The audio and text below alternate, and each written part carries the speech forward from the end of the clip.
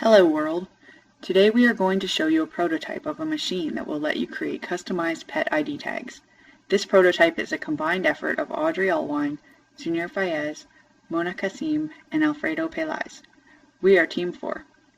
This interface was created for IST 331 with Professor Emily Wenk during the fall 2015 semester at Penn State. The machine will be placed in public spaces such as shopping malls and pet stores. This machine will allow users to create pet tags on the spot. This is the initial screen. The animation loop is designed to attract the attention of customers from a distance using moving screens. The low-fidelity prototype had only the dog picture, but to attract the attention of cat owners as well, we decided to add the second image, which looks even nicer. These two images will loop constantly until a user presses the start button. The interface is very intuitive. As you can see, navigating to the next screen is as simple as touching the start button.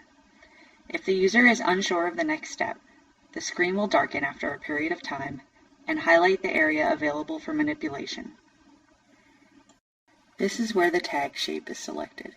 If you don't know what to do next, the system will monitor your actions and help you proceed, or you can just tap this easily identifiable help button. In this help section, it gives concise information about the current task. In this case, the user just needs to tap the shape they like, and then the next arrow will be activated to go on to the next step. Here, you can customize the color of your tag. Just like the shape screen, you can tap the color you want and go to the next step. On this screen, you can tap this area to activate the keyboard, so you can enter your pet's information. Here's the preview of how it looks as the end product. If you're not satisfied with the tag, you can go back and change as you wish. Next, you can either add tag by tapping here or finish the purchase by touching this button. Let's see what happens when we tap add another tag. It lets you create another tag as you would expect. You can either touch back if you don't want the tag, or you can touch this card button to cancel the current tag. Let's cancel the tag to save some time on this demonstration.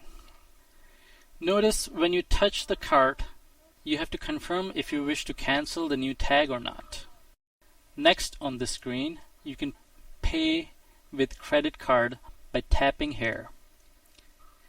Let's touch cash to see some animation when you insert the cash. We had a small problem on this section where originally the selectable option was the credit card option. So we added the cash selection with its corresponding screens. Last step is to tap this next button to complete the process and get the receipt. So in less than 2 minutes, you have now customized your awesome tag that will be created for you as you see this live video of the tag creation process.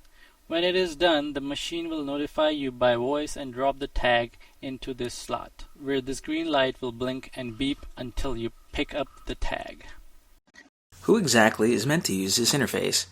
As a team, we decided that a variety of people love pets and that our interface should be usable by a majority of the population.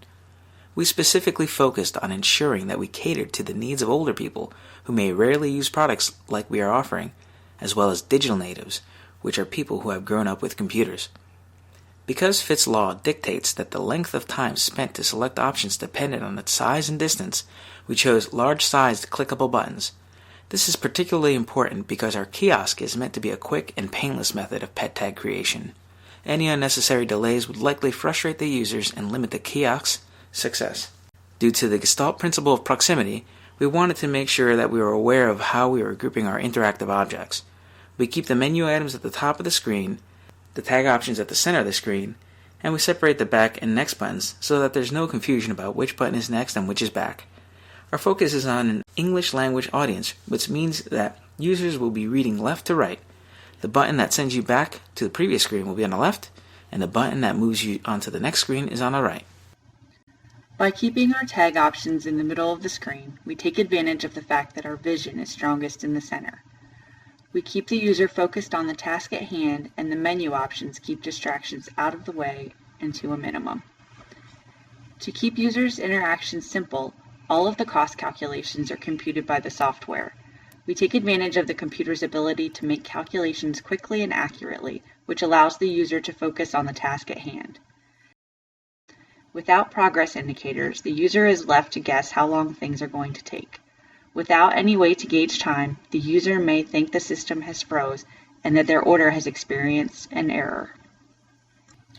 Today we showed you our attempt at creating an interface for a pet tag kiosk. We hope you have enjoyed the presentation and that the user interface meets your needs.